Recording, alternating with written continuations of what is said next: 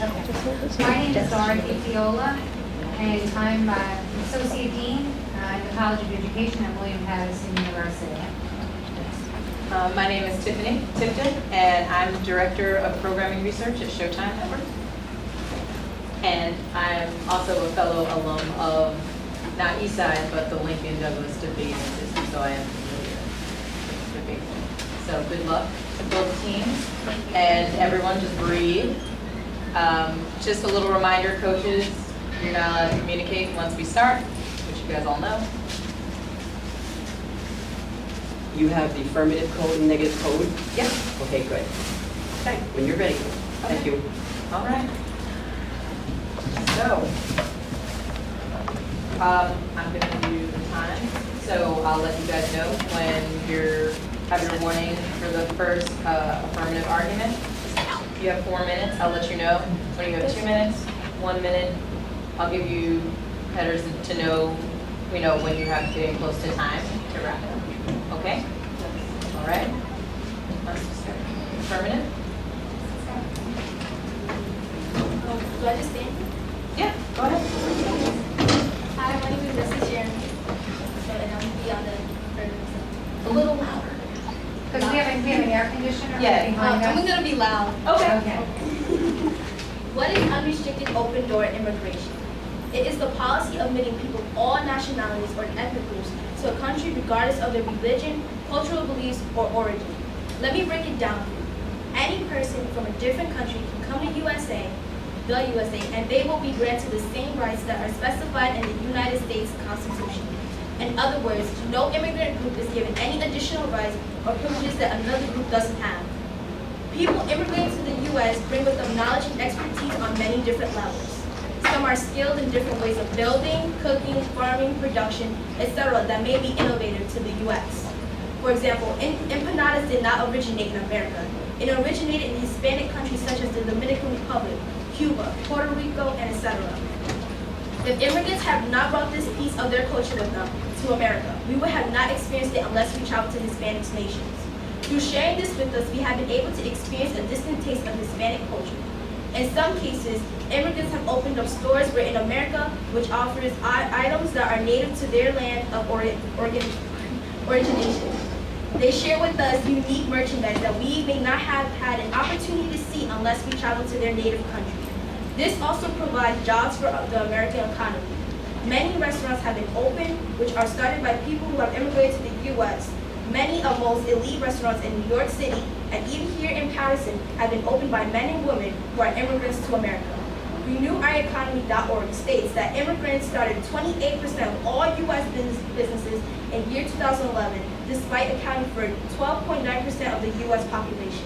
RenewOurEconomy.org also stated that over the past 15 years, immigrants have increased the rate by which they start businesses more than 50%, while the native-born have seen their businesses generation rate decline by 10%. This means new job creation for Americans who are in need of a job. Next, isn't America a country in which they establish freedom? Are we really going to deny freedom to immigrants who came to get a better life? The Statue of Liberty clearly states, "Give me your tired, your poor, your huddled masses yearning to breathe free," written by Emma Lazarus. This quote is stated for people who want freedom and equal rights. Are we really going to deny them? Next, some immigrants join the Air Force, Army, or the Navy. For example, there are some JLTC students who are not born in America and decided to join the Army.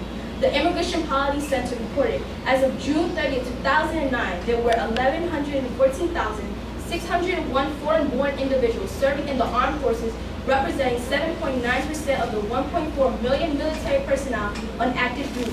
Roughly 8.97% of foreign-born service members were naturalized U.S. citizens, while 12.6% were not U.S. citizens. Next, terrorists are not always immigrants. There are some American homegrown born terrorists like Timothy McVeigh and Terry Nicholas. These American terrorists took a truck and installed bombs that were parked in front of Alfred P. Morrow Federal Building in Oklahoma City on April 19, 1995. There is also Ted Kowalski, who is also known as an Unabomber. Many citizens complain about immigrants having more Medicare than them. CIS, also known as Center of Immigration Studies, stated, for Medicaid paid aid. If there are 100 native-born adults, the annual cost of benefits would be $98,400. While for the same number of non-citizen adults, the annual cost would be approximately $57,200. The benefit cost of non-citizen and the 42% below the cost of the native-born adults. Our value is freedom. We believe that immigrants are wrongly judged and should be able to come to the United States of America. They have the right to be here. Continue, finish your thought. Yeah. You finished? Yeah.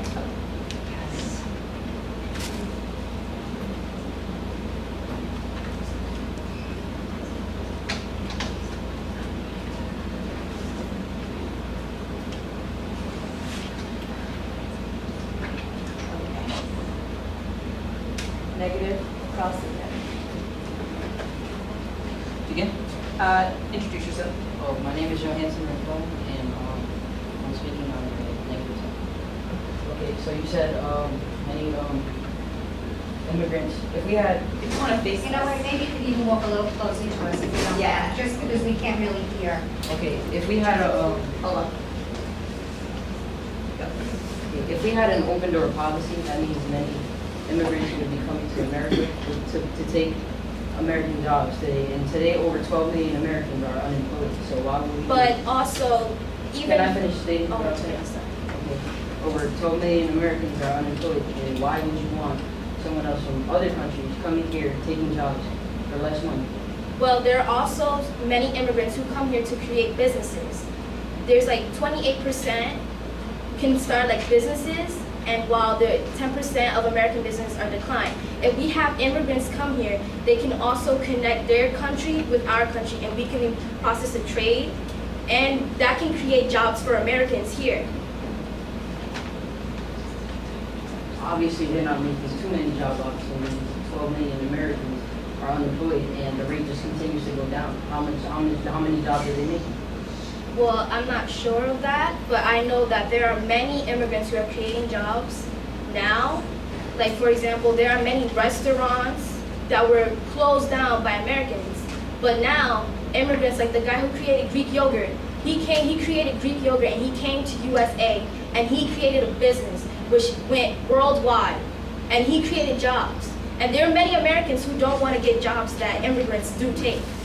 Okay, and many immigrants come to this country, and they cause many bad things to happen. Like, for example, John F. Kennedy's brother was assassinated by a Palestinian man named Sirhan. For example, a month back, the Boston bombing, that crime was committed by a man from Iran. Then let's think of And also, can I finish up? And also the 9/11 attacks. Moments like that, they leave Americans scarred forever. That's not something you forget about. Okay, then let's think about Timmy McVeigh and Terry Nicholas, who put a bomb in front of Alfred P. Murrow Federal Building and killed hundreds. That would be time. Who killed hundreds and many people. That's time? Yes, time.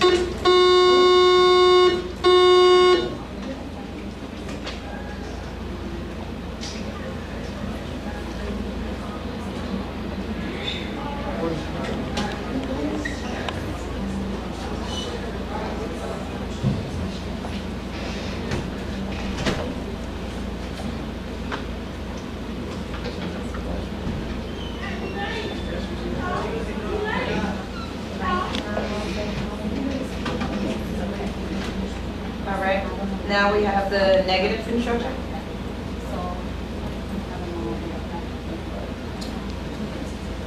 And guys, just a heads up, if there's time that you want to use, remember you each get 4 minutes as total across the debate to use to confer. So if there, at any point you do want to use that time, just give us a heads up and we will subtract that from your 4 minutes total. Are you ready? Good morning, my name is Griffin Teal, and I'll be speaking for the negative side on open door immigration. Ellison Durant Smith, a United States Senator, 1924, stated in an address to Congress that, with regard to the salvation of our own, let us shut the door and assimilate what we have, and develop our own American resources. Mr. Smith made this statement in agreement to the Johnson-Reed Act of 1924, which was to pass the limit of the number of immigrants allowed into the United States. The goal of this act was to preserve the idea of American homogeneity. or the unified features that made Americans who they are. We like Senator Smith believe that an unrestricted open-door immigration policy is harmful to American society. While American society has certainly changed since the 1920s, the beliefs of immigration remain the same. America operates as a home for many citizens of the world. And while it can be argued that diversity is a positive or value, our value belief is that nationalism is being severely compromised due to the fact that over 1 million new people enter this country each year.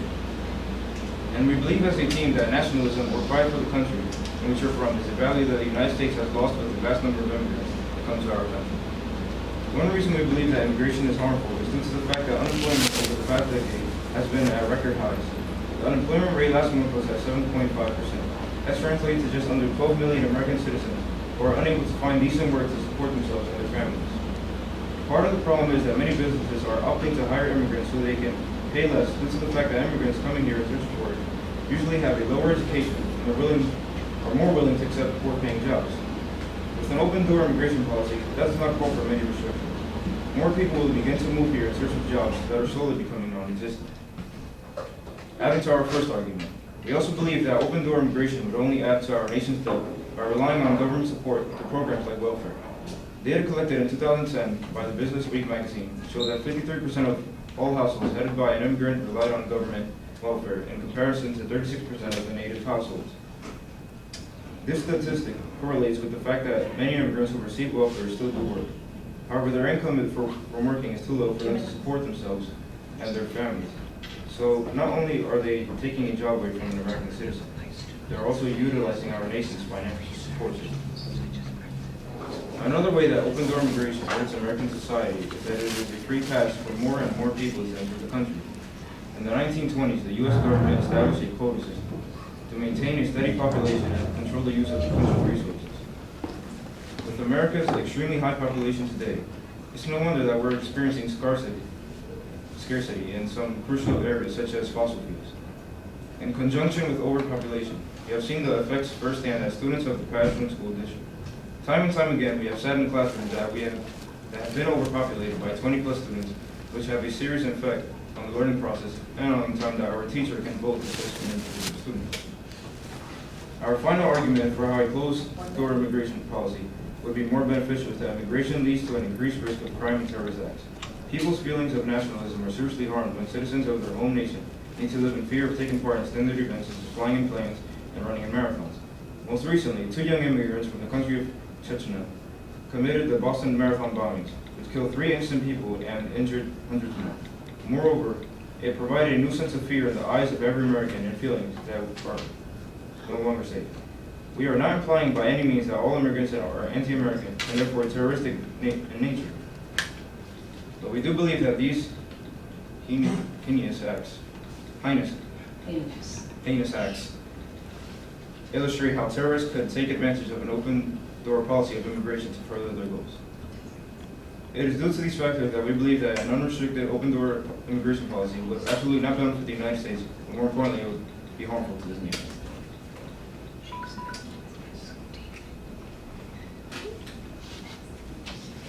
Now, stand for questions.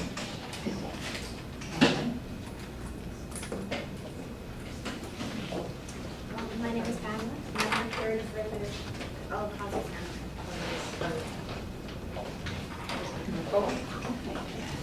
All right, you stated that the unemployment rate is high. However, did you know that American businesses, 18% of them were created by immigrants? They exceed their population. They only have 13% of the population, however, they're creating 18% of employment. You also stated that they take away benefits. However, a study made by the George Washington University proved that they use at a lower rate assistance they use assistance from the government less than the native borns. 54% people on welfare are white, native born here. What happened to that? They get together because they live here. They create jobs here. They come here for an opportunity. Nobody can deny them the fact that, okay, they come here for a better life. They come to work.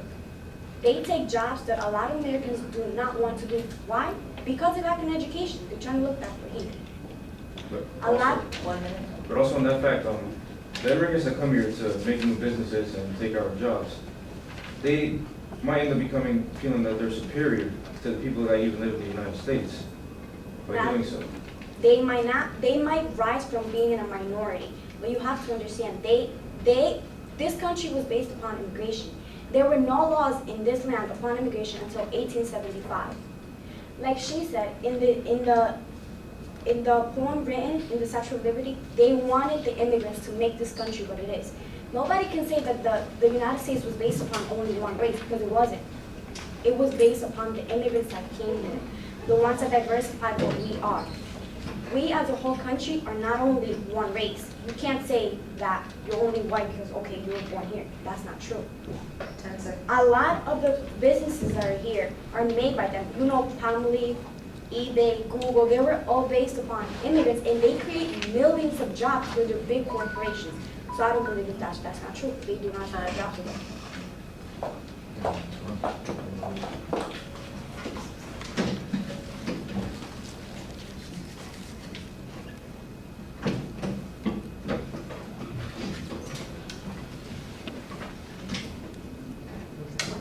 So, the next affirmative.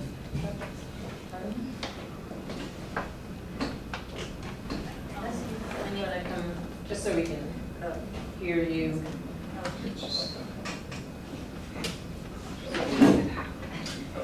Doesn't count towards your time, so. Breathe. Everybody just breathe. We don't fight. My name is Marlene Rodriguez. The second rebounder for the affirmative side. Okay. It says, allowing immigrants to the United States is beneficial for the United States. Immigrants create businesses in which helps us in many ways. Creating businesses creates jobs for other immigrants and Americans as well in need of a job. www.renewoureconomy.org states that open for businesses, how immigrants are driving small businesses creation in the United States, analyze the increasing importance of foreign-born entrants of U.S. economic growth and job creation. Picking up and moving to another country is brave and risky, so perhaps it is not surprising that immigrants are venturing out and starting new businesses at a rate or far upspaces their share of population. Okay, hold on. You just breathe. A little bit slower. Sorry. All right. Story time. Okay. Ready? For local neighborhood shops to America's largest companies, immigrants, businesses, owners contribute more than $775 billion and renew to our annual growth domestic product and employ 1 out of every 10 Americans workers at privately owned companies across the country. Key findings of this report include immigrants starting 28% of all the USA businesses in 2011, despite accounting for the 12.9% of the US population. Over the last 15 years, immigration has increased the rate by which they started businesses by more than 50%, while the native born have seen their businesses generation rate decline by 10%. Immigrants are more than twice as likely to start a business as a native born. Immigrants started more than 25% of businesses in 7 of the 8 sectors of the economy that the USA government expects to grow fastest over the next decade. This includes healthcare and social systems, 28.7%, construction, 31.8%, retail trade, 29.1%, and leisure and hospitality, 23.9%, among others. Immigrants also fight for our country. There are more immigrants willing to fight for the United States than America. They risk their lives every day, and most Americans wouldn't even dare to fight for our rights. In www.weareamerica.org states, according to February 2008, data from the Department of Defense, more than 65,000 immigrants, non-citizens, and naturalized citizens were serving under active duty in the USA Armed Force. This represents approximately 5% of all active duty personnel. The 2 top countries of origin for foreign military personnel in the USA are the Philippines and Mexico. Nearly 11% of those serving the Army forces are Hispanic origin. They currently persons of immigrants in the military has deep historical roots. Non-citizens have fought in the USA Armed Forces since the Revolutionary War. Foreign-born residents comprise half of the USA military recruits during the 1800s, and 20% of the 1.5 million service members in the Union Army include during the Civil War. As my colleague stated, there will be exchange of purchase, new avenues in education, career, economic growth, and meaning global market and new opportunities in career and education. As she also stated, not every immigrant is there are terrorists, as Timothy McVeigh and Terry Nicholas bombed.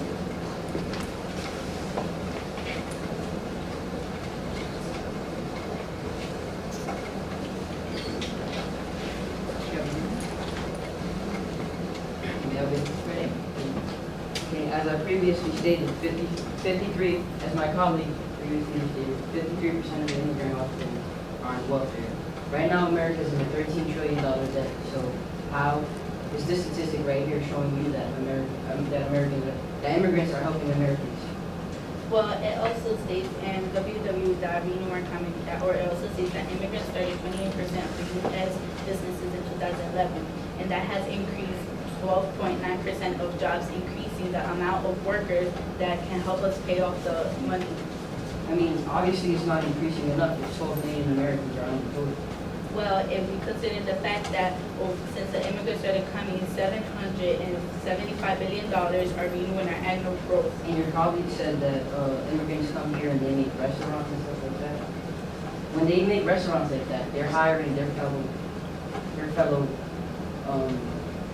for example, there's a Dominican restaurant. They're hiring their Dominican workers. They're not gonna help, and that's not helping other unemployed Americans. They're hiring people from their families and their country. Well, that's not necessarily true because as my colleague also stated, the guy that made the Greek yogurt, he made a huge company within Americans and immigrants both working. Okay, well, what do you have to say about the bombings that the immigrants did? Which one? The Boston bombings that was a week ago. Well, Several weeks ago. as she said before, not all immigrants are terrorists. We have people like Timothy McVeigh and As Terry. an American, don't you take pride in your country? How do you feel when someone bombs a building and injures hundreds of people in your country? How do you feel about that? Well, it hurts, but how also do you feel that one of your own is doing it too? Well, crime is crime, but if I'm gonna be hurt, I want to be hurt by my fellow person. I don't want someone coming from a country here to bomb a building. As an American, that hurts me personally.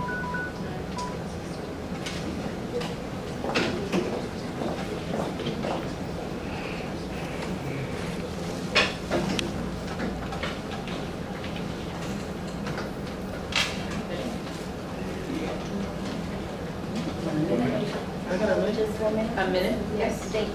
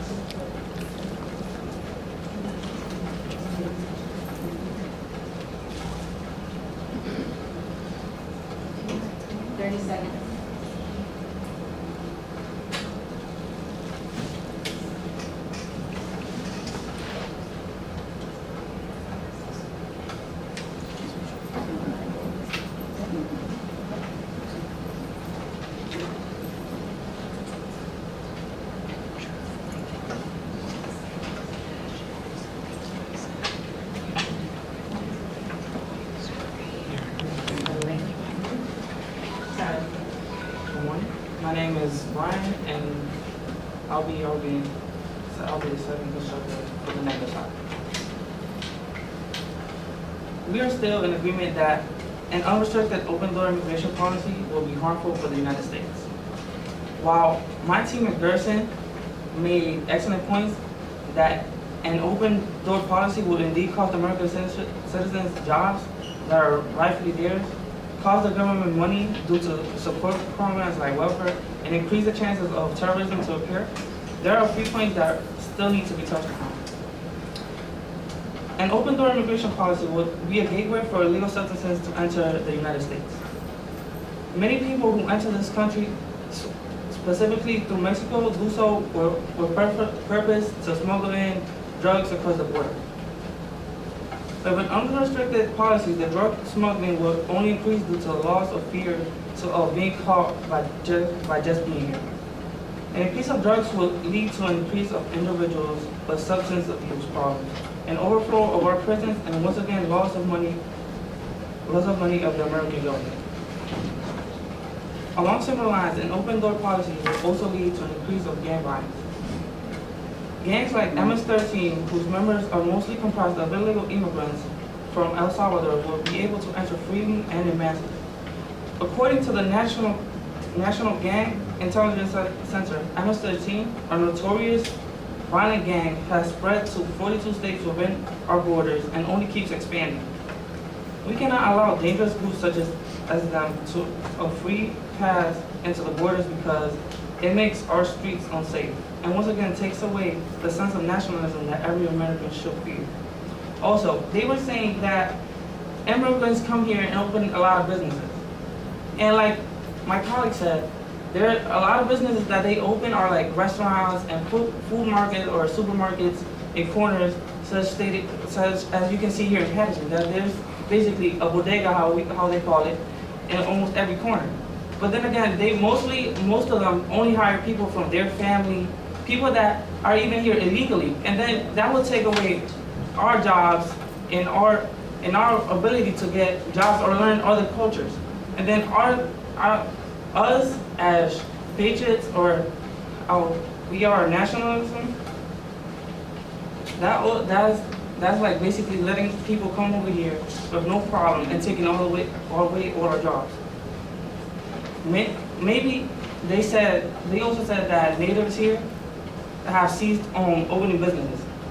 But sure, just like they said, more immigrants come here every year and more. That will mean more landscape being taken away from us, more houses having to be built, and then that will limit our resources to be able to go open a good supermarket or bodega or company in a good area, where such as say Broadway or anywhere, because now more people are coming. That's going to limit all the areas that we could go and make our businesses grow, and then that also limits our education time in classes. Maybe that's the reason why most Americans now they can't really get all the education that they need to be able to open a business. So who are we to just like let more people come in here and take our education away for people to come here and not allow us to be able to use every single material thing that we have here to our advantage?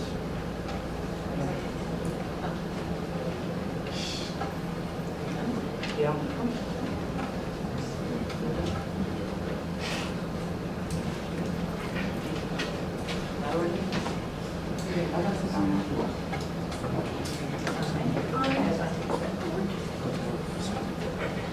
You stated that a lot of them that open restaurants or businesses like that, they only hire their fellow family members or friends or whatever, like whatever they're tied to. Where did you get that from? It's very easy. If you go to a Dominican restaurant, like right now, we could take a walk from here to down the corner, and we could go to a Dominican restaurant, and what do you see? Dominican people there. There's no proof that they hired the Dominican because he's Dominican. You hire somebody based upon their skills, not because they're from another country, not from another religion, not from another religion. That is not true at all. Nobody hires nobody. If that's not true, then why do you see it all the time? How is it that if that's not true, how can I just right now walk outside and if I go to a corner store and I see, let's say it's a Dominican owner, why would I see Dominican people there then? Remember, Because of their skills? you live in Patterson. This is only a small part, a little small part of the country where Hispanics live. You are not going to go to Idaho or Indiana, see a bodega and see people that are Hispanic, because you're not going to see it. You're just not. So that is not true at all. Also, you mentioned the boundaries. The boundaries were not made by items. They were made by two Russians. They were immigrants, but they were two Russians. And immigrants are not the only ones that are terrorists. I'm sorry, it's just not. And you also said something about the gangs of illegal immigrants. We're not debating here whether it's illegal or legal. We're talking about everybody. I know a lot of people that are in gangs, and trust me, they are not from other countries. They are from here. They were born here, they were made here. So that is completely not true.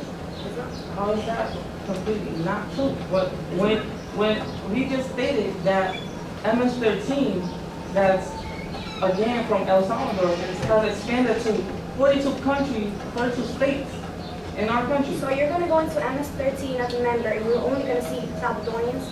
That is not true. You're also going to see Do you know down here. MS-13 people? I do. Time. Come again?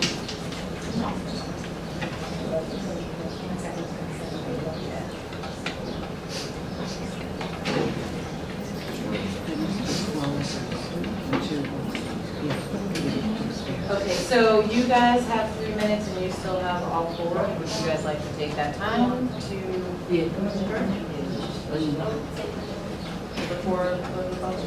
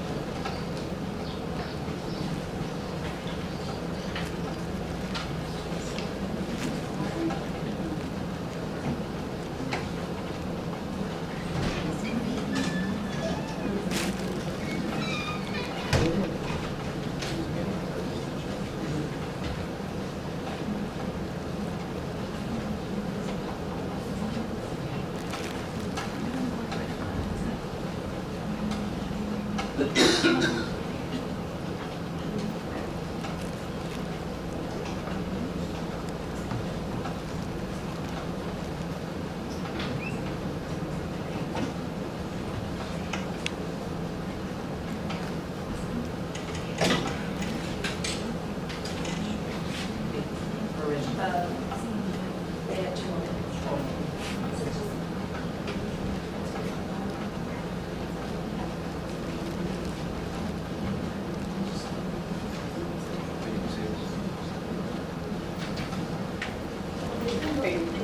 Are you ready? Yeah. Okay. Once again, as I previously stated, our value is nationalism. And 10 years ago, 2,000 people died from a bombing in New York. And what you have to say about that is that immigrants come here and they make businesses and they brought empanadas to America. I don't care about that. They killed 2,000 people in New York. That's what I'm worried about. That's why I don't want them to come here. And your response to that is they make restaurants and they bring empanadas to America. They can keep their empanadas. I don't want 2,000 American citizens dying in my country. They killed immigrants like John F. Kennedy's brother, great American politicians like John F. Kennedy's brother were killed by immigrants. So if they're going to do things like that, which they've done several times in America, they can just stay in their countries. I don't want great people like Robert Kennedy dying in our country. And then they come here wearing a $13 trillion debt, and they come here and mooch off of us, and over 53% of immigrant households are on welfare. So they're taking money from the government wearing a $13 trillion debt. That's not making it better.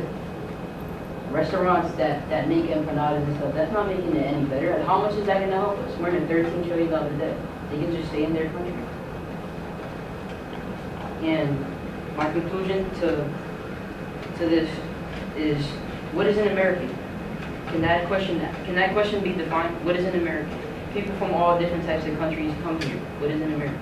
You can't. That question can't even be answered because you got people from all different parts of the world coming here. There's no nationalism. You can't even say that America is full of Americans because everyone from all different types of countries of the world are coming here. That's it. That's all I have to say.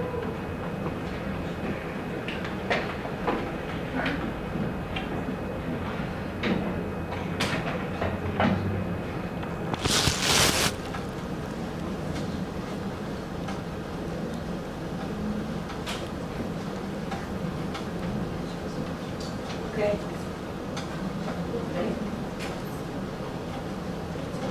Hmm? 2 minutes. You want to use the other 2 minutes? Yes.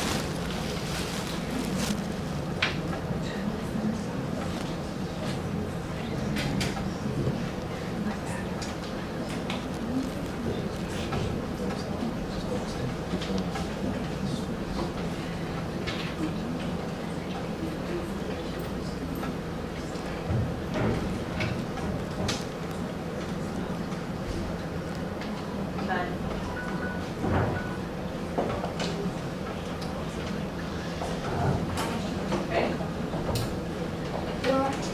Well, he stated that two individuals about 10 years ago, was it? They killed thousands of people. However, Timothy McVeigh and Terry Nichols also killed, but they were born here. So how does it make a difference? It's still a crime. Whether they kill people. You say they killed people, right? They were immigrants. Well, these also did. What makes it different? It really doesn't. And you also said that the fact that she mentioned that they bring empanadas and that their culture with them, you don't want that, right?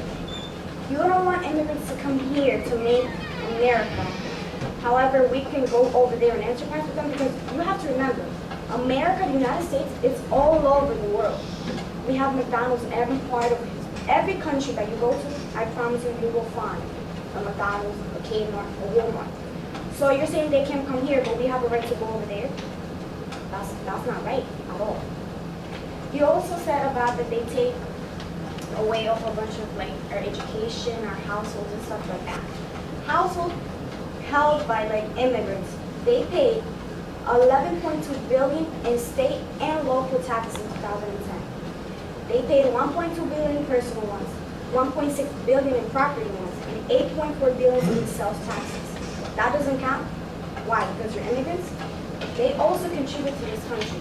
This country was based upon immigrants, not only people who were born here. Because you said, what is an American? An American is somebody, not necessarily just born here, but we all make up what an American is. You come to America, you expect to find things from different countries. Religion, races, food, cultures, all over the world. Not only one. For that fact, we wouldn't even be American if we were born here. Because why? We took away the land from the Native Americans, so they're really the ones that own it. There's really no point in saying that, what an American is. An American is everybody, because we made up this country as immigrants when we are. That's the definition.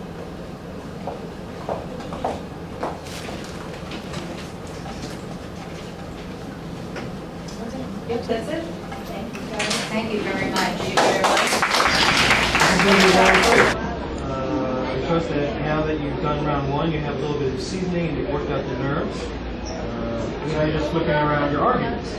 So you're already familiar with the time and the rules. I'll give you verbal indications in the course of your argument about how much time you're remaining. You have 2 minutes, 1 minute, 30 seconds, 10 seconds. When I say stop, then that's your time to wrap up your statement. I will not, my colleague, consider any arguments made after time has been called. Okay? So that said, I wish both teams the best of luck, and we may begin with the affirmative constructive vote.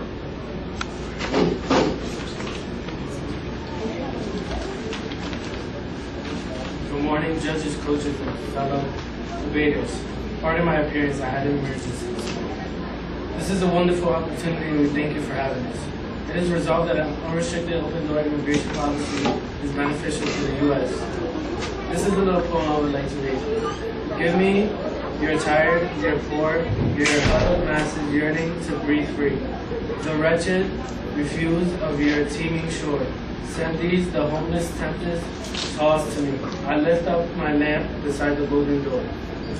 This poem is inscribed in the Statue of Liberty.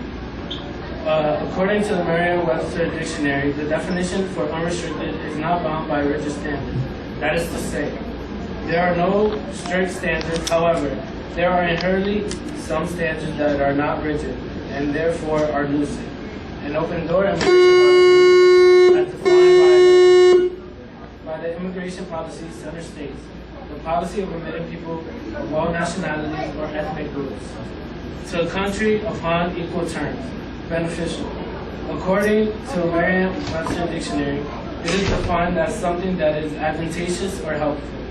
For our purposes, these benefits are from the point of view of the masses as to reflect the United States democratic principle. Policies should benefit the U.S. as a whole and not be limited to the benefit of a few select. Thus, we hold that the collective good is the highest value concerning this resolution. This refers to the good of the entire community. The greatest good for the greatest number. The criterion to measure the collective good is the ultimate effect. A value or action is good or bad based upon its consequences. Importance must be based on final outcome, the result. Thus, the political, economical, and social results will illustrate the ultimate effect of an open-door immigration policy and its benefits. This is unlike the criterion of ultimate worth. A value or action is good or bad in and of itself, regardless of the consequences. That is to say, we should have an open-door immigration policy for open immigration policy's sake.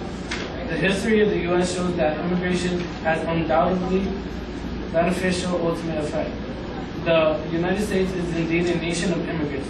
It is a philosophy that has allowed the U.S. to become more prosperous, the most prosperous nation on earth. It is indeed not only aligned to our democratic principles and our history, but also evident in our economical growth and expansion. This leads us to our second value, equality, particularly the equality of opportunity. The criterion to be used for this teleology, the idea that the end justifies means in regards the resolution, equal opportunity, the essential democratic nation, and thus an open-door immigration policy being advantageous and beneficial is necessary.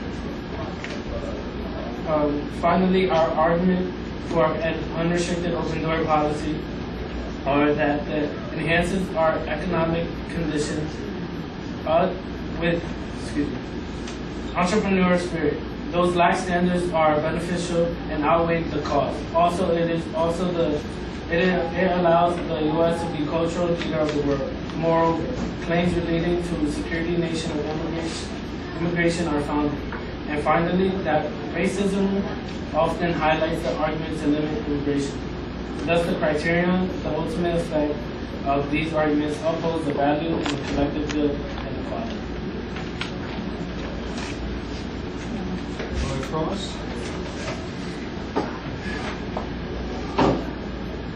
My name is Hannah. You're addressing that this country is based on a philosophy of equal for everybody. But what are they doing for us? Right now, the economy is not a good one. As you can see, millions, possibly 12 million, a little bit more, are unemployed. Why bringing in more immigrants to help us? How are they going to help us? You didn't really state how they work. An example would be South Patterson. South Patterson is basically based on immigrants. And every other day you can see that there are companies that are establishing. And not only that, but it's also on 21st Avenue here in Patterson as well. All Hispanics. And this Patterson is one of the most diverse cities in New Jersey. You have to remember, Patterson and New Jersey are only a small part of the country. We're not debating whether it's here, only in this part. We're talking about the whole nation. Right now, we're not in a very good position. We have to remember that in order to help others, we must first help ourselves, but then how are we going to do it? They are bringing, if we allow people to come, any nation, any race, everything, like just come in, how do you think that's going to affect us? What are going to be the downfalls of that? We're not just letting anybody in. That is why we define unrestricted. Open door immigration is allowing everybody in a sense to come in. They can come in, stay here, work, so wherever they have to move and stay here. Because anybody from the country. How does that work? Why would you allow somebody that you don't know what he or she can bring to here? That's why these standards are rigid. We have to evaluate the people who come into this country. We shouldn't just let anyone in. Exactly my point. We shouldn't let anybody in. That is why it's unrestricted. That's why I'm telling you. Everybody, unrestricted means anybody can just come in. Anybody. Thank you.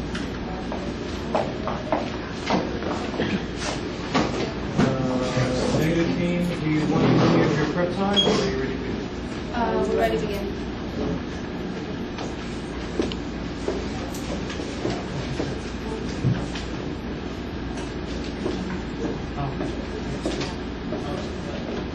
Hi, my name is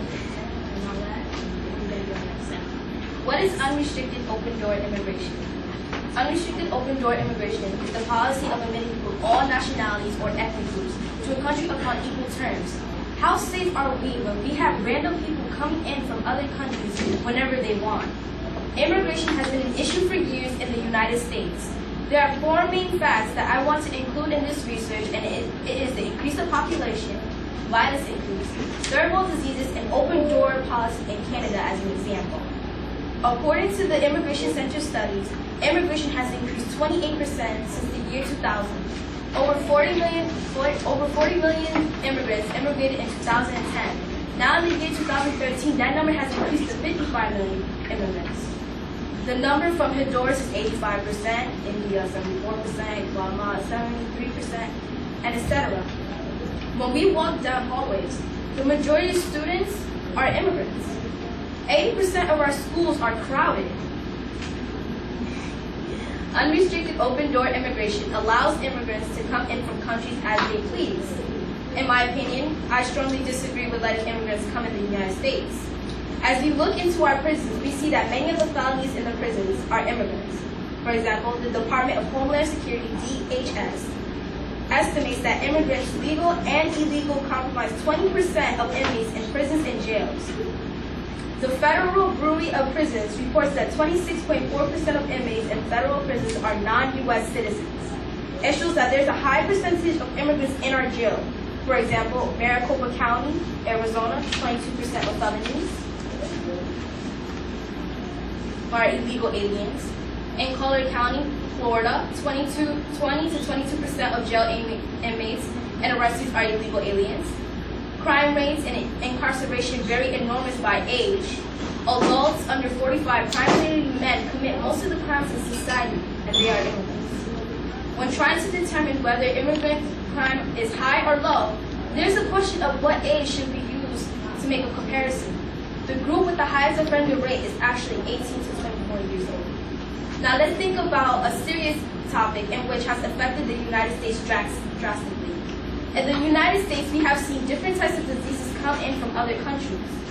Many people believe that we have gotten to a period of time where there are more diseases than there are cures. The number of diseases in the year 2013 are numerous. As we look back into history, we see that even back then, many diseases have come from foreign countries such as Africa, Asia, Haiti, and so on. Now let me inform you into what we are living in. Cholera is an acute diarrheal infection that can lead to death from a dehydration of severe kidney failure. This came from Africa. Another disease I would like to talk about is Ebola, another that came from Africa. Ebola is a severe disease in human humans and primates that causes fever, muscle pain, diarrhea, vomiting, and in some cases, internal bleeding and skin rash. We would have never have experienced that if they would have never came here. Yet many decide to come to America undocumented, and they decide to sneak in while they disobey the law. And they're bringing us a little present called deadly diseases. Now, 30 seconds. legal aliens are supposed to get legal scans, medical scans. But if they are not getting medical scans, then they're bringing diseases. Canada had an open door policy, but it failed. This could be a possibility for the United States. Negative? Affirmative. First of all, I would start off by asking you, is this a history lesson? Because you stated things regarding to history, you didn't clearly make your arguments. And we, at the Lincoln Douglas debate, requires values and criteria to be dependent. What values are you upholding by stating that a school is crowded because of immigrants? It is crowded because if you look, if we have a teacher in classrooms, there are 40 students in probably like one classroom and one teacher, and some of them don't even know English. How is the teacher supposed to communicate with them? And diseases. There are some immigrants who come with diseases that are uncurable and we don't know. And if they come here, CDC has to investigate, which is money. And we are already in a $4 trillion debt with China already. We don't need it to be bigger. What proof do you have of this? Well, it states in the CDC that many immigrants come in here, and they come here, aliens, and they are not scammed. And do you understand that the United States is consistent and has grown because of immigrants? It has grown, but think of terrorists and them coming in, like the Boston bombing or gangs. Majority of There's more benefits of having immigrants than negatives. But there's more negatives even if you have benefits. There's always benefits that has negatives to it. And these negatives are really big. We have 55 million immigrants that came in year 2013. And some of them are illegal and some of them are legal. But there's some that didn't get scanned, and there's some that are like in jail. And 20% of those immigrants are in jail. What do you expect? Thank you.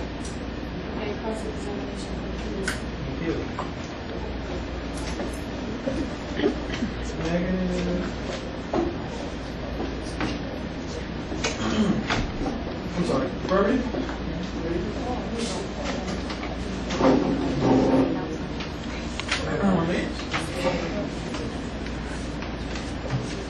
Thank you, Justice. This is perhaps the most commonly cited rationale for anti-immigration sentiment, which was psychotically mobilized by the foes of open immigration. The oversimplified logic behind this claim asserts that an unrestricted ingress of alien wanting to come here would dangerously increase competition for jobs as well as grave social interest. So basically, by them stating that more immigrants come to this country, that the unemployment rate would go up. That's untrue. Because like we stated before, who's willing to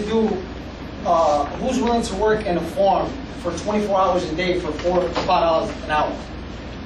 No American would work for that money. That's why we need immigrants who have low skills to come into this country and work those jobs for us. Because like I said before, no American citizen would want to do that job, $4 to $5 an hour, working in blazing sun for 24 hours.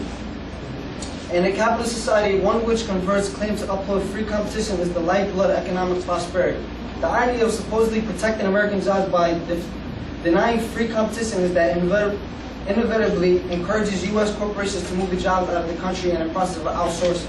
If a nation is to remain competitive, it has to be based on a meritocracy, how well a worker can work at a job, and not moreover an influx of legalized immigrants into the American economy, which likely create as many new jobs for legal employees as would be occupied by new immigrants. Consider the beneficial results of the large pool of legal and naturalized immigrants. Suddenly there will be millions of new Americans who will be buying food, consumer goods, furniture, housing, insurance, cars, electronics, appliances, not to mention creating a new generation of jobs in the service sector. Immigrants will need to be employed, but at the same time, their more presence will lead to creation of still additional jobs. What is going on in South Pass is a perfect example, as my teammate stated earlier. Unfortunately, most Americans have been long intentionally misled by fear-mongering politicians who will use nativist and, to a large extent, racist arguments to attract undeserved votes and as a base to achieve personal power.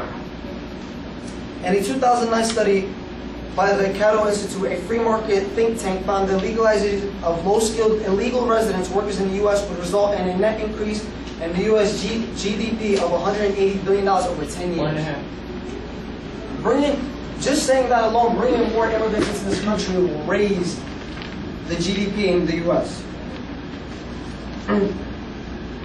Many citizens of the most powerful nation in the world live in constant fear, which is exploited and fed by politicians, while corporations want all the illegal immigrants that they can get because low wages and marginal lifestyles are good for business.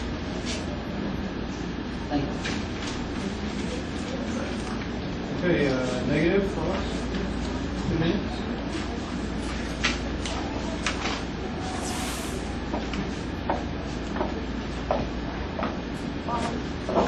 We have more than enough people doing that since work. You said that they are willing to come and work here 24 hours a day for $5 an hour, right? So you want them to come to exploit them because you can't do work? That's not how it works. I'm not exploiting them. Like I stated before, who's willing to work 24 hours in the blazing sun on farms who are, that don't have any safety for the actual worker? These are farms that are corrupted for business. No American is willing to come in. No American citizen is willing, especially the cost of living. The cost of living is high. Especially we have to pay high taxes in New Jersey. So who's willing to, how could you pay bills with so little payment? You can't pay bills. Why should they come here if they're going to come here and report it? If they report in their country, why can't they stay okay? Mind you, a whole bunch of immigrants come here to take education, right? They come, they stay, they educate themselves. Do you think it's fair the fact that they are high skilled, that they can use those skills in their country to improve their country rather than coming over here? We're creating a brain drain from them because we're taking away their best human resources. We're actually making our country better. If they come into this country and they get education, maybe one day they could open a business or they could create an idea that can help America. It's not all about America. We as the topic a country, is the we United have States. to think of others. You can't really say that, oh, by bringing in a lot of immigrants, it's going to make it better, because it's not. What about healthcare? What about Social Security? What about all these social services that are offered? Most of them are not even eligible for them. So why would they want to come to a country to live poorly, work 24 hours a day for nothing? I don't think that's how it goes. Like I said before, they come into this country for a better life. If they believe and they know that they're going to work on a farm for $4 to $5 an hour in the blazing hot, that's their decision. They come in here. Nobody's forcing them to come in here. They come in here on their own to work. work that you're not willing to do. Thank you. Thank you. Negative? Do you want to use any of your prep time? All right, you have 4 minutes.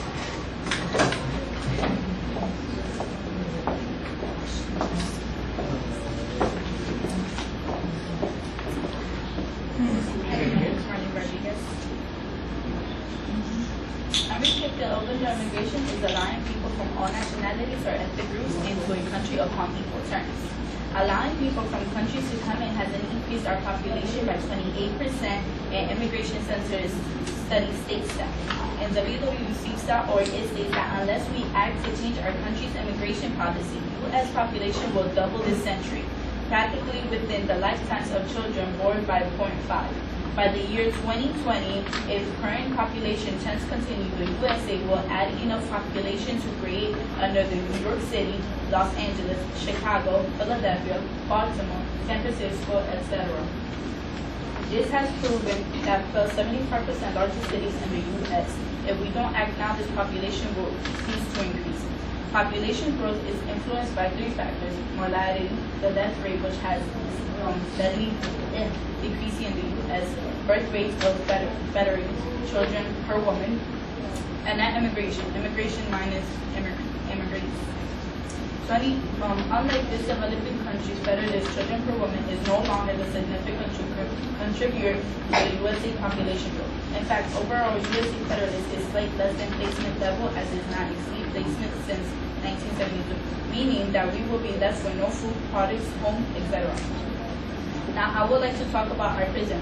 In the means of view.noped.org states that an average annual cost of more than $30,000 per inmate, the financial source of public and policy concerns is obvious. This consider is increasing as state and federal government becoming better informed about immigrant status of offered in their custody.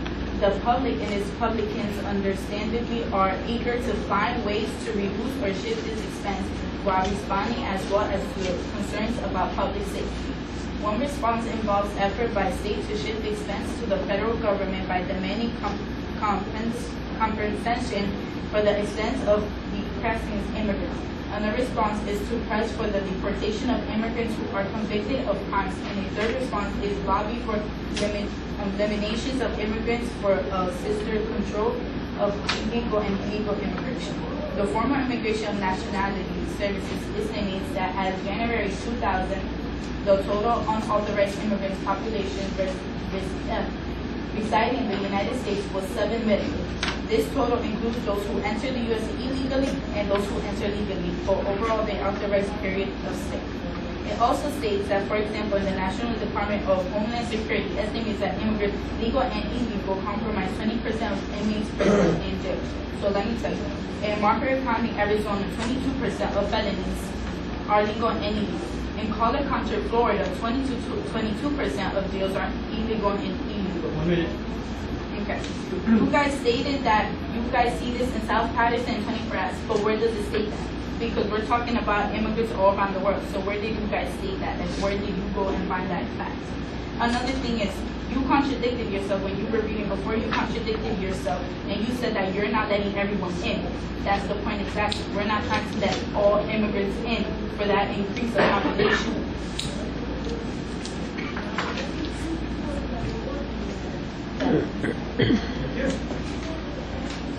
Affirmative?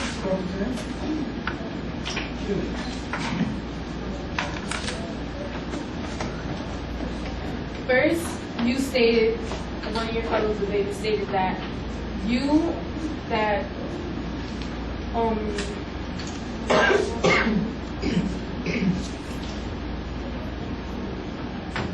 okay, do you have any valid proof that there is a relationship between immigrants and crimes?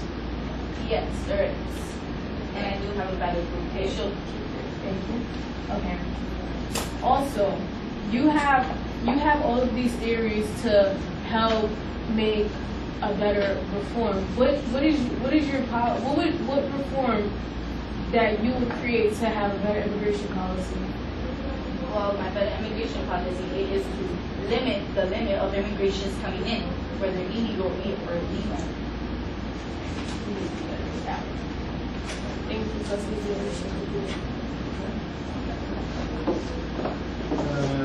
Negative, you have a 3-minute rebuttal, and you have all of your prep time. Would you like to get your prep time before you begin your rebuttal? Yes. Start the clock, yeah, of course.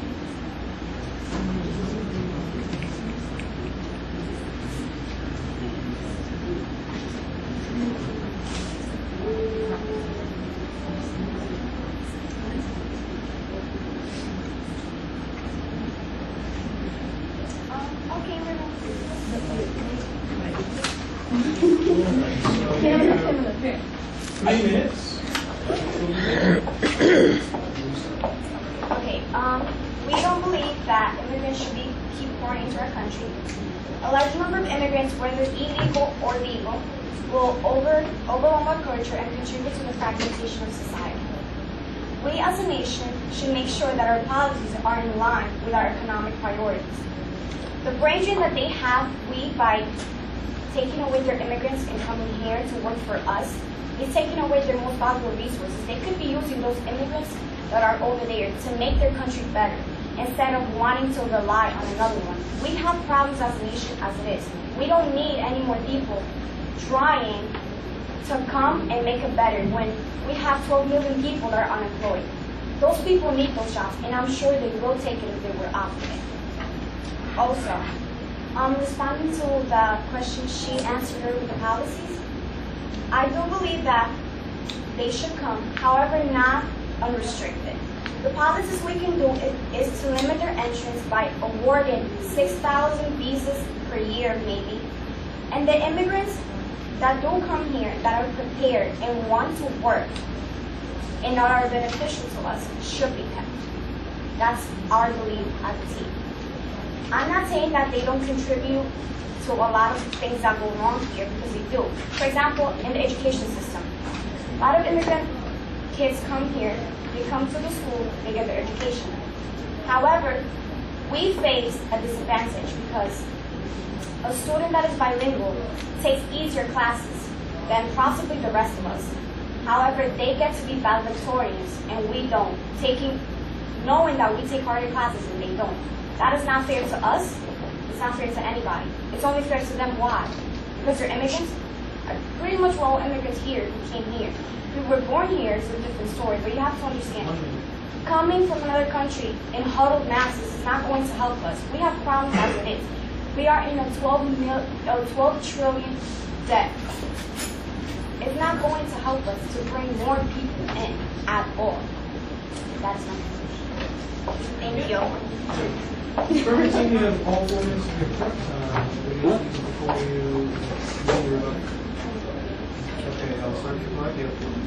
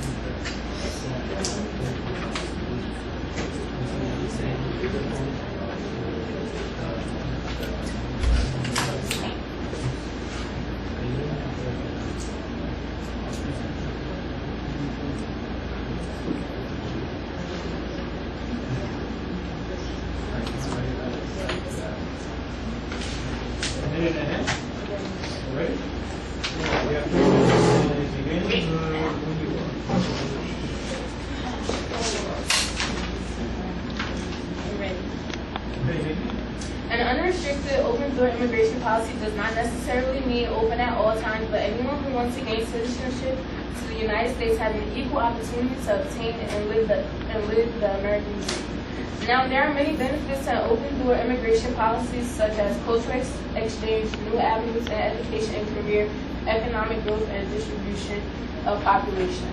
We need an immigration reform so that our immigration laws match our values and economic needs.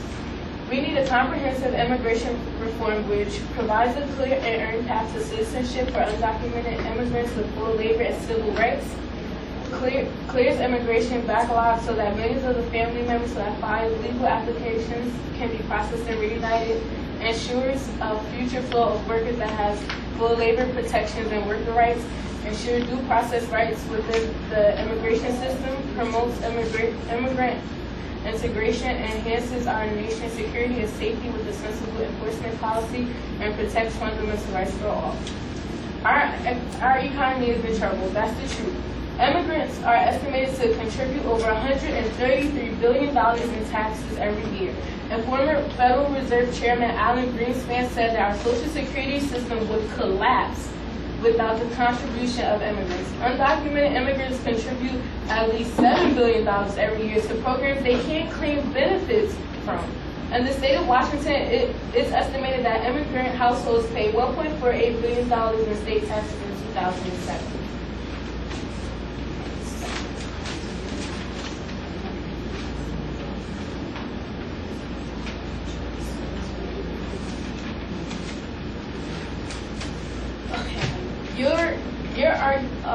A point you made in your argument is that immigrants won't learn English. The fact is that English is the dominant language in the United States, and immigrants want to learn because they know it would improve job prospects and let them communicate in our society. The real problem is that English language programs are dramatically underfunded and hard to get into. There are over 90,000 new immigrants on language class waiting lists across the country and over 3,000 in King County. If we want new immigrants to learn English, we need to provide them the opportunity.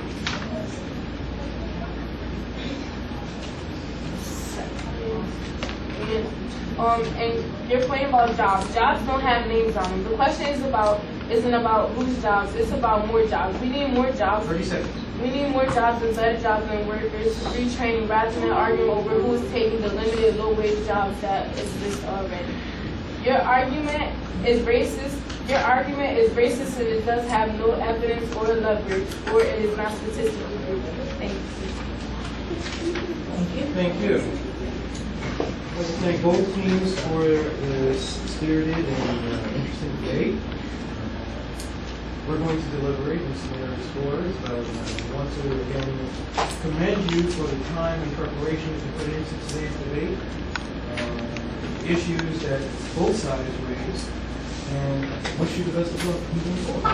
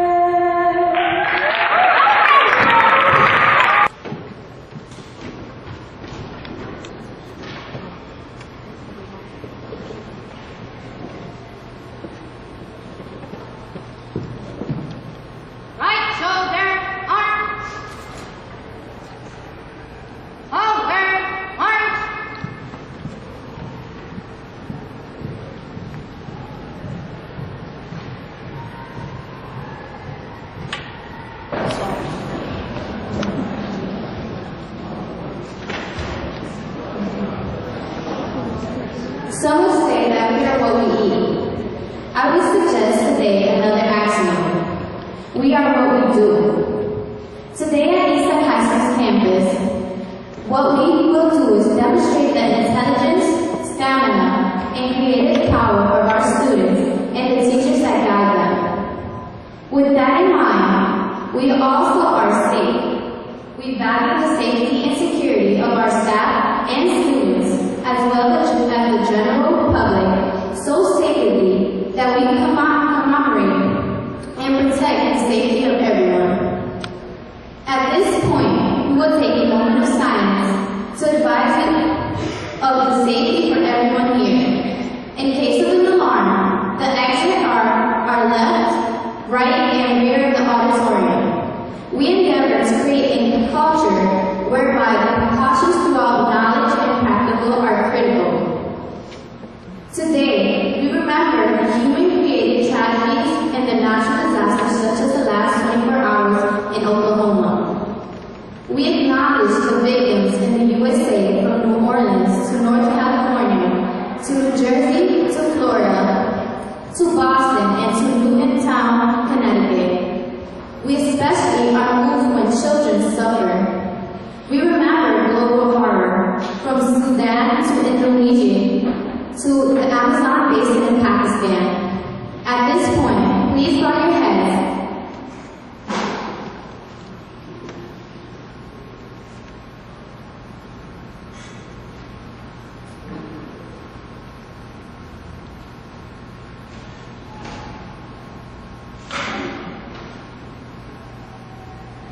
Thank you. I'd like to welcome everybody to the Eastside High School campus. These holes in these seats, and sometimes you always do not know what schools they are at. I toss them for and maybe I'll tell you what schools they are, maybe I will. But then I realized the two teams are really a representation of Patterson High School student achievement. You'll know at the very end. I'd like to introduce you to the judges that this morning, for the lack of a better term, judge decided, and they interpreted winners of the debates. So I'm going to ask all the judges to stand, please. Judges, okay. And I'm going to introduce them to you. You have brochures, many of you have brochures, the ambassadors gave you brochures going in, and you have the judges list of who's who. This is the dream team of what you can be when you grow up. Not to say that you're not growing up right now, but these were you. Simon Jack graduated from Western Parks High School, right here, Simon, right?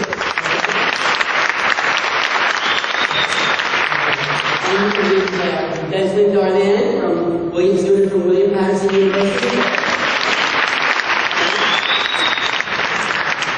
Dr. Cynthia Northington, professor at William Patterson University.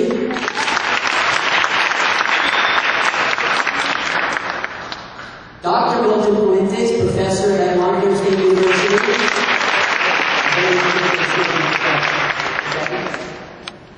Tiffany Harriet Tipton, program manager for Showtime.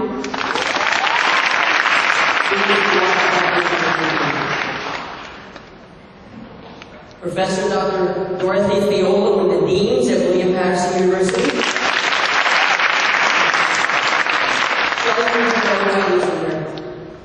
Stand. Okay. Shelley Black from 90 Delaware Central Office in Patterson University. So what's going to happen is this. We have a panel of judges and timers. We have two judges who are going to decide who wins this debate, and a timer.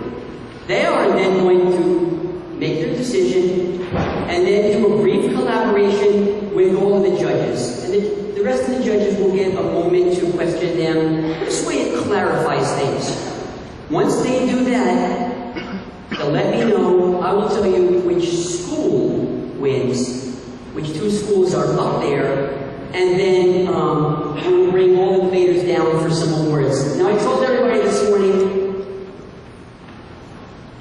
Debaters in this room, you can chime in here. The goal was not to win the cup, was it? Yes, it was. Okay, fine, it was. The goal was not to get your name engraved on the side of this cup, was it? It was. Oh, I guess it was. The goal was not to be the only winner from the Patterson High School. It was. I guess it was. The goal was not for you to be recognized as the highest achiever today based on all your work, was it? Yes, You've convinced me. Okay. Yes, those are good goals. But I'm going to ask you to consider another goal. That when you got together with your team, you decided as a group, a small group, how to win and how to prepare. You didn't do it alone.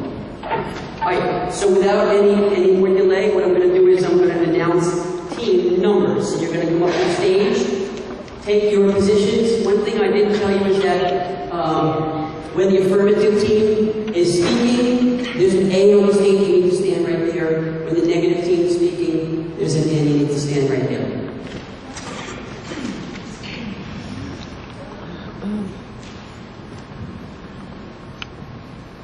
Where's team number 5?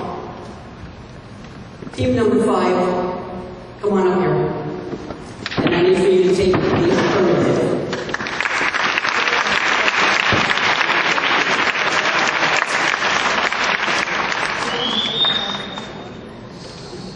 Where's team number 6? Team number 6, come on up here. You are going to take the negative side. The affirmative had the highest scoring place this morning, so they get the affirmative side. It's team number 5. You guys have 2 minutes to prepare your case. Come on up there, just don't trip on wires, please, again. Researcher.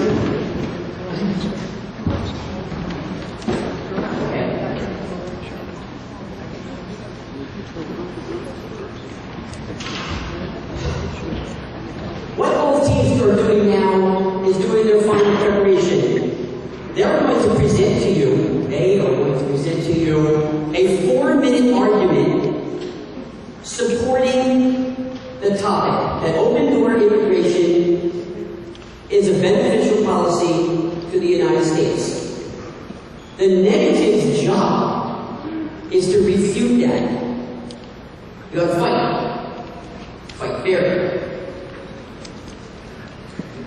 After the judges decide, what we're going to do is recognize both teams and everybody in this room. Okay? Alan, are we okay with everything here? Get the thumbs up.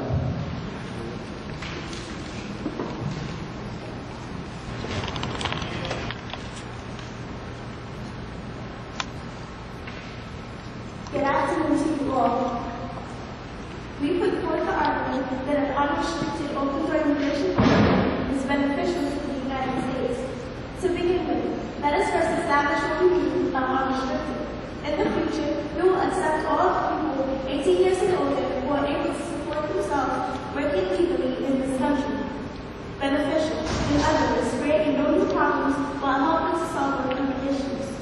Open doors simply means accessible to all. All people will be invited in. Just as the guests, they are first introduced to a vestibule, and if later trust and reliability is gained, they are welcomed into other areas of the house. Therefore, to elaborate, just like their house guests, immigrants entering the United States cannot immediately come in and have all privileges and benefits of citizenship. They must first prove themselves worthy and consistent to be given the title of a citizen. Until then, they will be residents for up to at least 5 years before they can apply to be a citizen. To be worthy of the given opportunities of citizenship, one would be required to have a legal job which pays taxes and have no record of committing a felony after given the privilege of coming to the U.S. This vestibule allows for open doors residency, but not to citizenship. This is not a restriction. It is merely a trial period. The open door policy will boost our economy, continue to multiply the various cultures, and may even improve our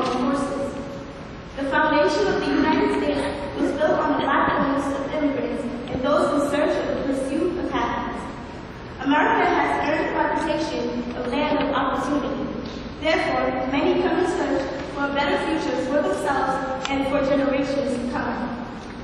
In the 21st century, happiness is the ability to be economically self-sufficient. Therefore, immigrants in pursuit of happiness are willing to work hard to achieve their dreams. In this 24/7 economy, there is a need for motivated people to work consistently to complete tasks. The forthcoming immigrants, after the fulfillment of their ambitious goals, will become more productive citizens and contribute to taxes.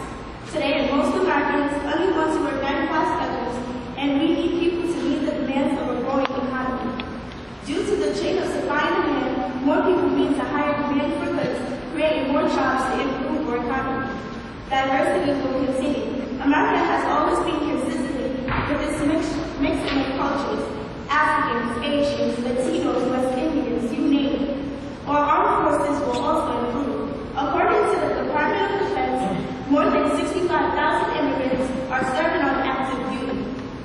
So who are we to reject all those immigrants who only yearn to find happiness, to come to America for a better future for themselves and their families like that of our ancestors who migrated from all parts of the globe? There would be no America if it wasn't for the thirst for a better life. So why not continue the trend of immigration? If America has been striving for decades because of all of their hard work, America can only progress with an open and unrestricted open-door immigration policy, more jobs, better opportunities, and an overall boost in our economy. Thank you.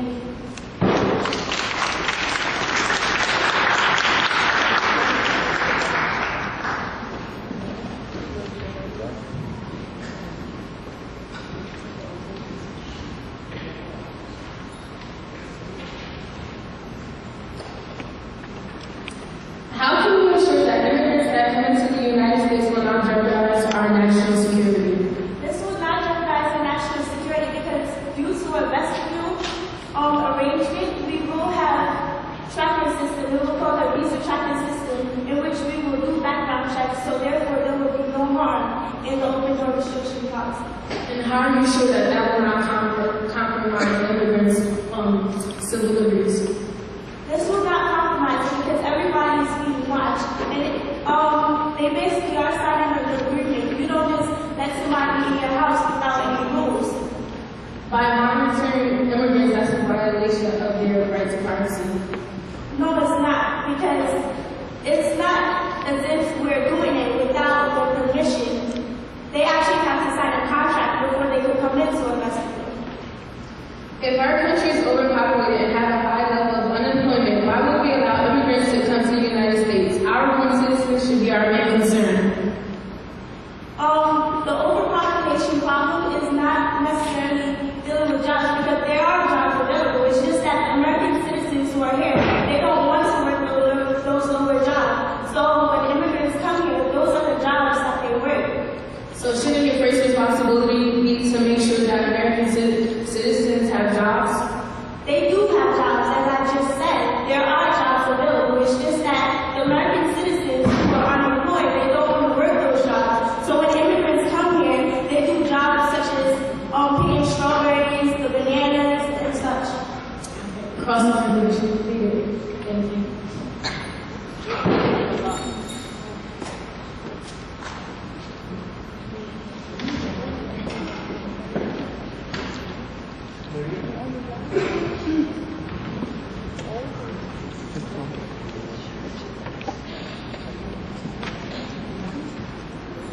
Good morning, fellow judges, coaches, and fellow debaters. Pardon me for my appearance, but today I had an emergency this morning. However, this is a wonderful opportunity and we thank you for having us. It is resolved that an unrestricted open-door immigration policy is beneficial to the U.S. According to the Merriam-Webster Dictionary, unrestricted is not subjected to or subjected to restriction. An open-door immigration policy as defined by the Immigration Policy Center states, a policy allowing anyone access into a country. Beneficial, according to the Merriam-Webster Dictionary, is defined as something that is advantageous or helpful. For our purpose, these benefits are from the point of view for the masses as it reflects the United States democratic principle. The highest value that we will defend is sovereignty, the power of the state to exercise power within its borders without any interference from its outside sources. The criterion would be for this value is pragmatism, the focusing of issues and ideas on real-world applications. In order to evaluate value, one must not only consider the idea, but also the reality of making certain value choices or judgments. We hold that upholding the social contract is the second highest value related to this resolution. Social contract describes the implied agreement by which the people formation and maintain the social order. Social contract theory maintains that the authority of the government must always arise from the consent of the governed. And an immigration policy that is open door and unrestricted violates the social contract that the government holds with the American people. That is to say, an unfettered flow of people into the U.S. is not a sound policy, as public opinion polls show that this type of immigration policy is unsupported. The criterion for this value is utilitarianism, the philosophy that actions which provide for the greatest number are morally correct. Any nation has the right to control the flow of people. Allowing anyone to come into the country at any time violates this nation's sovereignty. This does not mean we advocate a quota system like the one that was created with the Immigration Act of 1924, that the law is based on racism. Instead, we argue that at the individual level, an immigrant must be evaluated. This sound nation security policy. Furthermore, an unrestricted flow of immigrants makes for bad economic policy. As our economic condition changes, given the ebbs and flows of the economy, the nation must use its sovereign right to adjust the amount of immigrants coming in to protect American workers. For example, in recent Great Recession, unemployment hit 10%, and unreal unemployment was at 20%. Our social contract bounds us to serve people who are already in the United States of America. To do otherwise would be pragmatic. We must focus on sustainability. To this point, since the open door policy is not viable, an immigration policy that focuses on high-skilled labor perhaps is the one to pursue.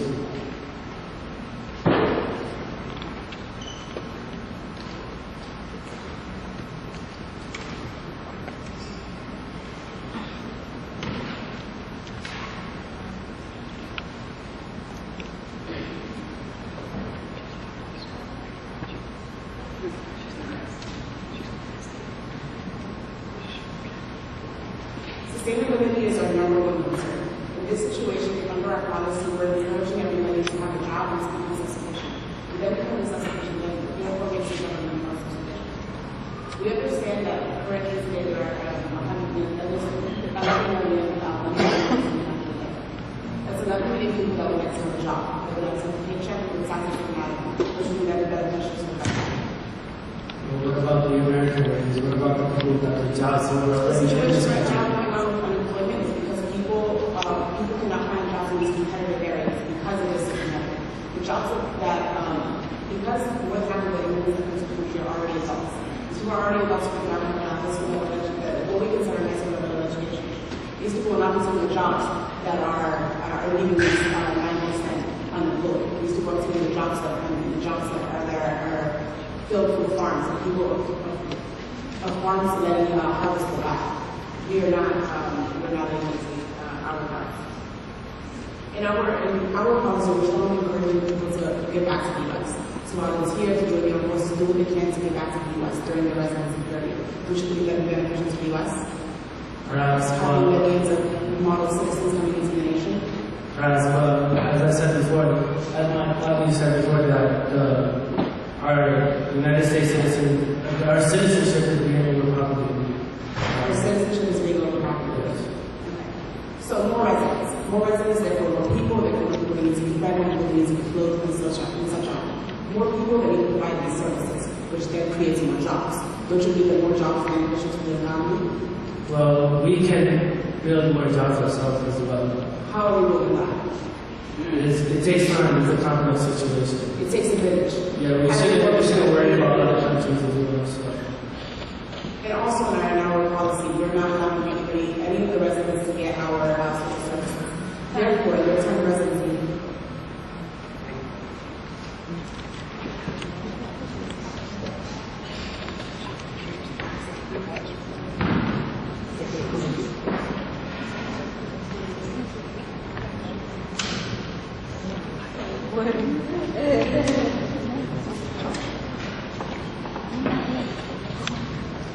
An unrestricted open door policy is beneficial to the U.S.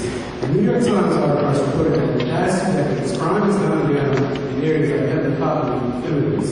Social scientists in California have learned that foreign workers are 90% less likely to engage in gay activity than Indian counterparts. The NYPD has reported that immigrants are more willing to cooperate with their citizens. Various economists have reported that immigration to the U.S. has been an important factor in stimulating the U.S. economy. More people means more spending. More spending equals more jobs, and more jobs means more stimulating economy. Immigrants also farm and drain on the government budget. The taxes paid by immigrants and their children, including the children of undocumented immigrants, cover costs and services they use. Many of the government-funded services provided to immigrants are related to raising children. Over a lifetime, immigrant children pay back the cost of the services they use, and are no more expensive for taxpayers than children of U.S. parents.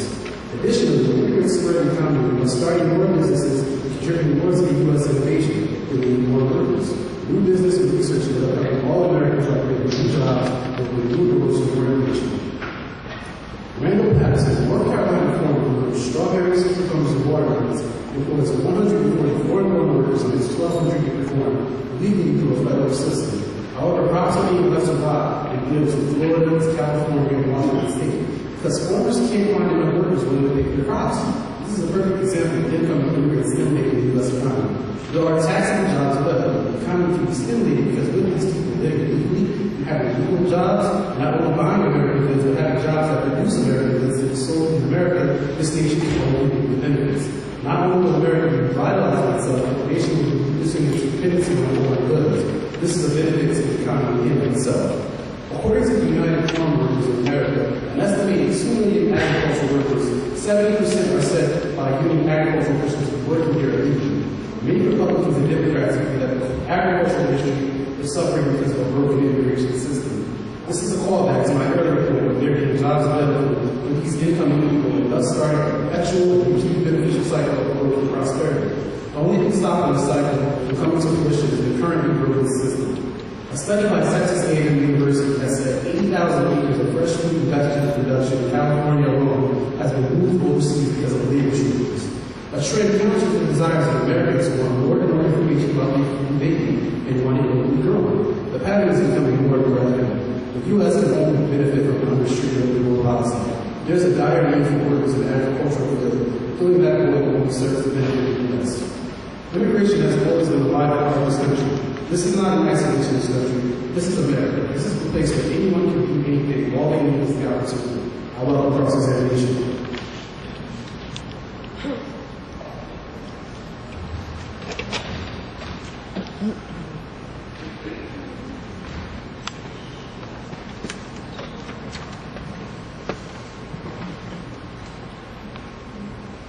With your unrestricted open-door immigration policy, how can you ensure that the immigrants who are trying to obtain American citizenship will be productive members of society? We're ensuring that they're productive members of society because they have opportunities. The opportunities are being given to them to become productive members of society.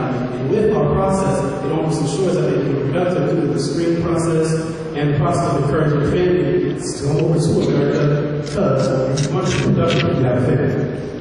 If our American government is hardworking taxpayers' money into government-funded programs, how can we ensure we can generate those expenditures back? As I said before, there are jobs available for these income immigrants, and these jobs are taxable jobs, so the immigrants are reinvested in America with these taxable jobs. America is making its own investment in these immigrants, and the revenue is being returned. Many times America has suffered great losses. For example, on September 11th and the Boston bombings. How can you ensure that our national security will not be jeopardized years down the line? Well, the national security, this is true. In September 11, 2001, this is true. The Wall Street Bomb, they were all horrible terror attacks. But there's no way to guarantee that because there have been more domestic terrorists in U.S. history than there have been foreign terrorists. So, with the domestic population, our national security is already being compromised. But these incoming influx of immigrants want to be positive lives. There's no evidence to show that those immigrants will have anything to do with harming national security.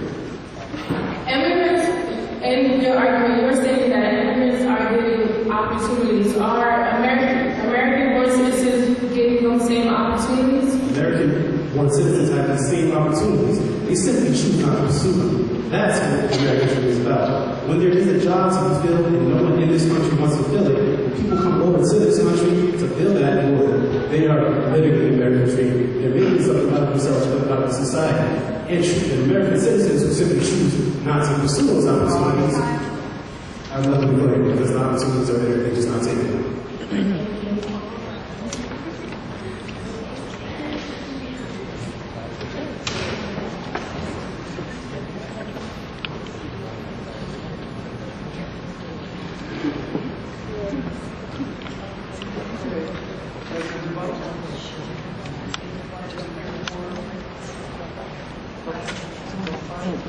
Do you want to take your 4 minutes?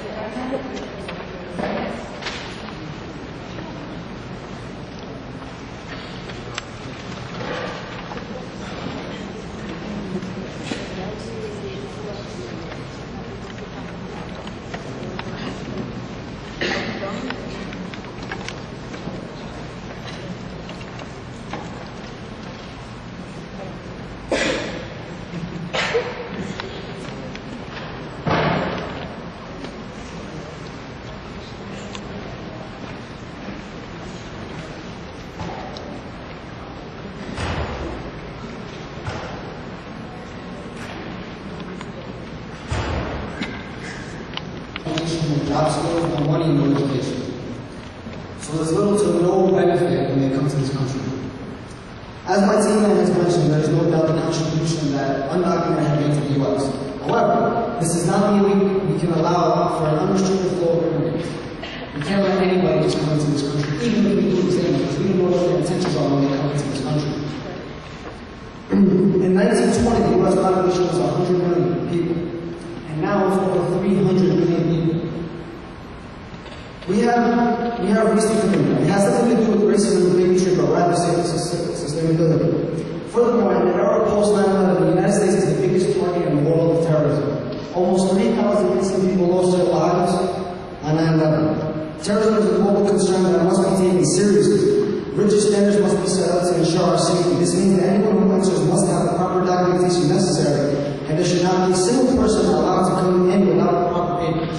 Also, I'd like to mention, with more people coming in and with more review of the person that's coming in, we have to raise taxes to ensure more safety, U.S. Border Patrol, more security. So we have to raise our taxes and pay for those people to ensure our safety. We do not allow people to drive cars with registration. We do not allow people to roam our school hallways without registration. Thus, it must hold true that all immigration must be documented and the process must be contingent upon the conditions of the nation. Undocumented immigrants are dragged on social services. For example, undocumented immigrants lack health insurance and must go to the emergency room for medical services. Since they cannot pay for the bill, the hospital must take care of them. Those who have insurance must ultimately cover this burden. Let's say, for example, a family comes over and they let them in and review them, they're all fine. They come in and one of the child is sick, no insurance, so they have to go to the hospital. And it's a burden on the taxpayers because we have to raise taxes to pay for those to insure them, to make sure that their health care is covered. As I said before, they come with no identity, no skills, no money, no education. And how do we know that when they come in, after they're examined, how do we know that their intentions are good? What if they come into this country and, they try to harm us?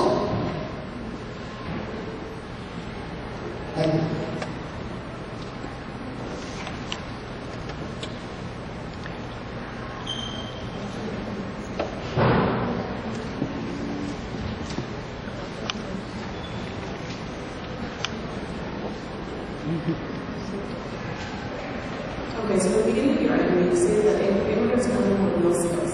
And because they have no skills, they're no longer going to get to the US. Correct.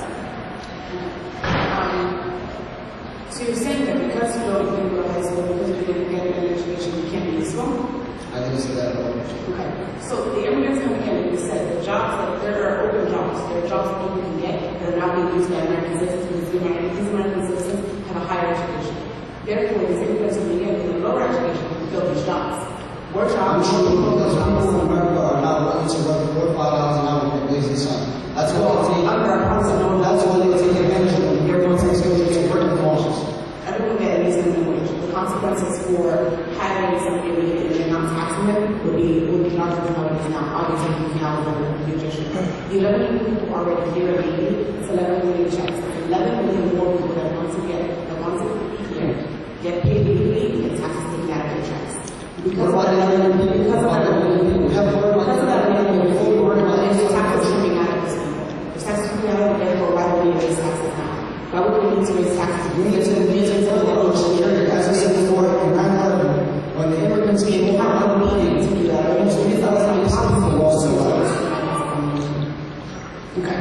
Under my policy, we are accountable for ourselves. Every citizen comes in and they're granted a visa. They're granted an identification card, and we are accountable for every single one of them.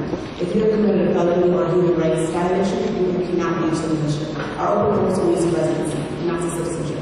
Therefore, these people can't hinder us. These people are not allowed to have our social services. They are not welcome to our social services. They are just allowed their true intentions. We can't know our true intentions. It's impossible. Exactly. You know your true intentions? We can't know your true intentions. Nobody knows that was there for 20 years in the line.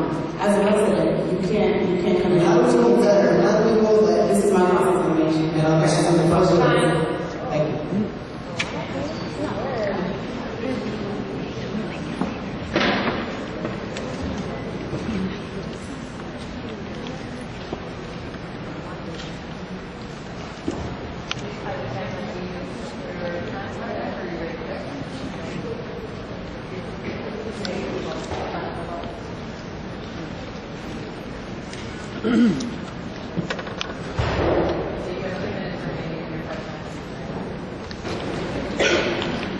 We are not against an open door policy, but there are good things to factor in when making important decisions.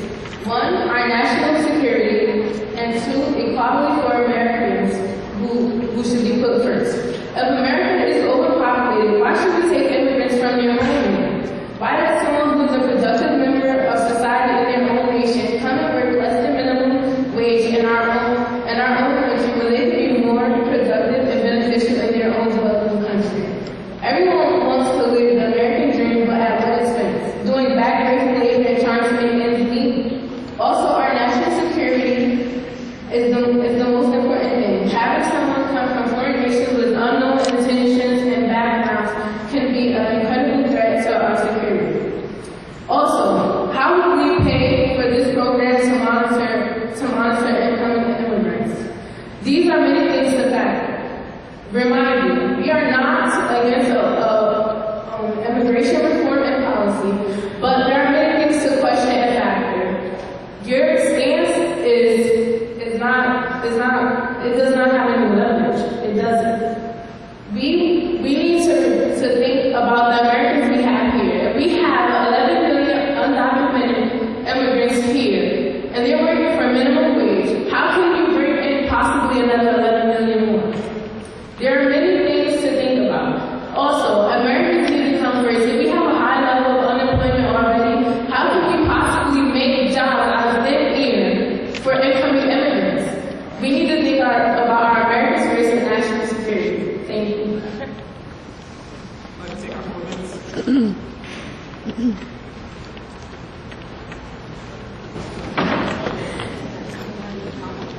Normal is trying to be afraid of the dark, but the true tragedy is when an adult is afraid of seeing the light.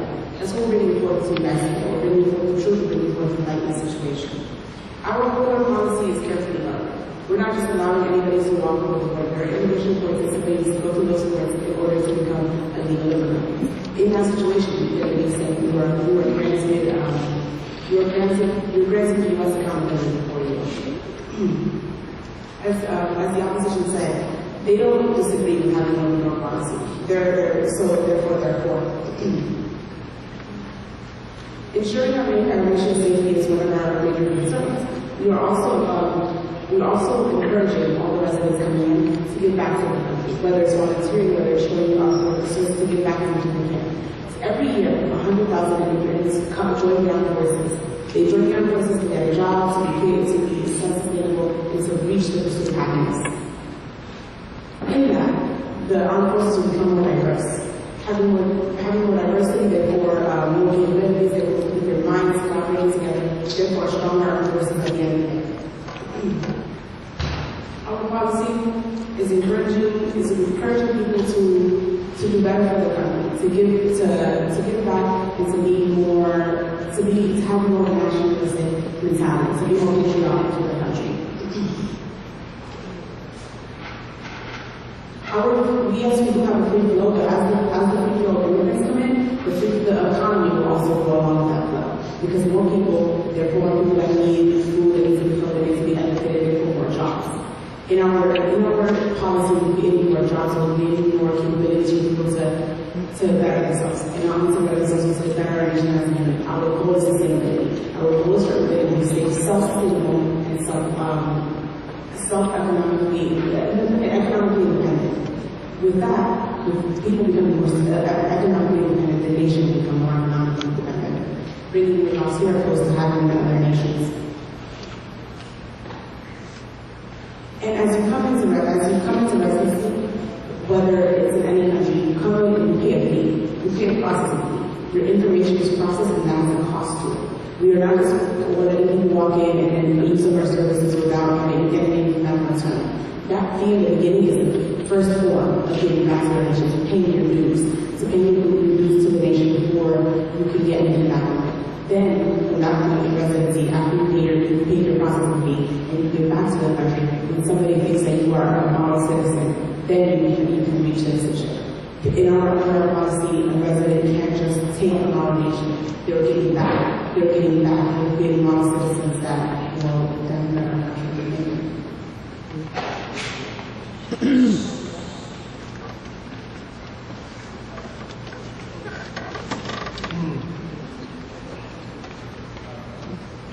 And that's this. Now you can give it up for the debaters. Tallying up everything they've done. You're taking copious notes, a lot of them, just to determine, what the winner will look like. All of the teams are going to take notes from the judges today. That was a really weak round of applause. What I'm going to ask you to do is stand up and give them up for applause today at 2 o'clock. What I'd like to do is, right now we have Attorney Corralo, Executive Director of the District Communication Services. I hope I'm right. Okay, sorry. Thank you. Thank you, Mr. Ola. I would like to congratulate the 2 teams who are the finalists. Oh, wow. We have future leaders here, politicians, CEOs, and lawyers. I saw all of that right here. I am so impressed, and I really wish the superintendent were here today to see how we're preparing and fulfilling our mission to prepare our children for college and for their future careers. So one more time, a big round of applause.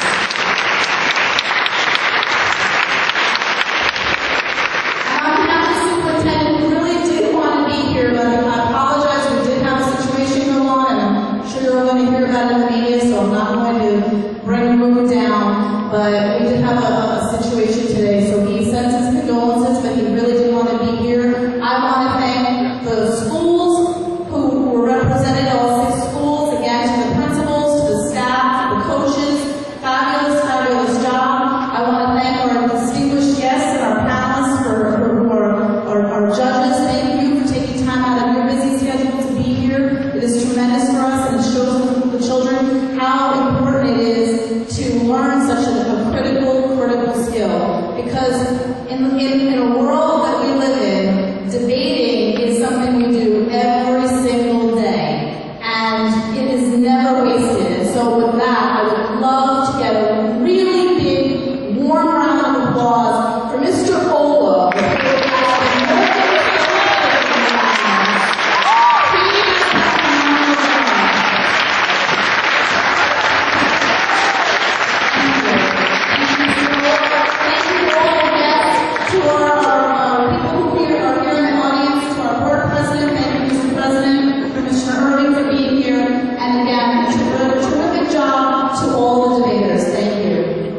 Thank you, ma'am. That was beautiful.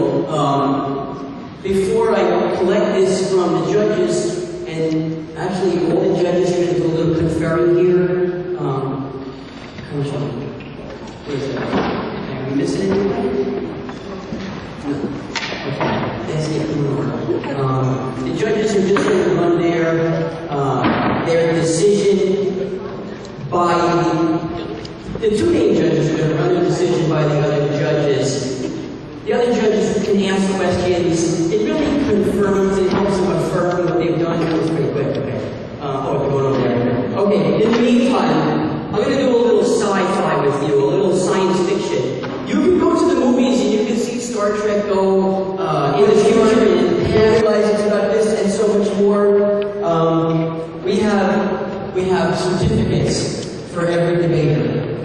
We will have a plaque for every school. But one school, yeah, you convinced me gets to take this trophy home to your school, bring it back next year because the next team has to get it. Okay.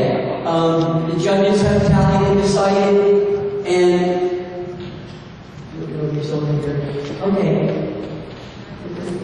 okay. The winning debate of the finals tonight.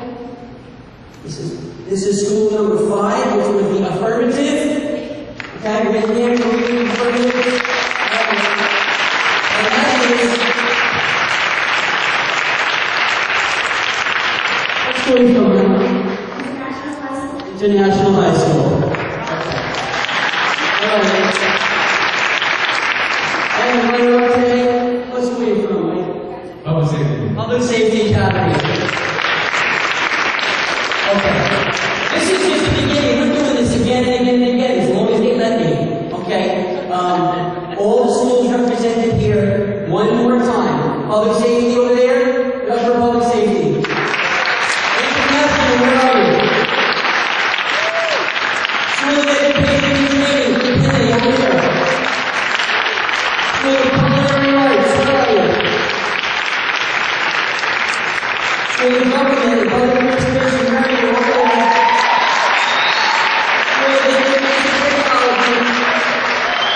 That is it for our folks. Like, so much thank you for coming here. So much appreciate that.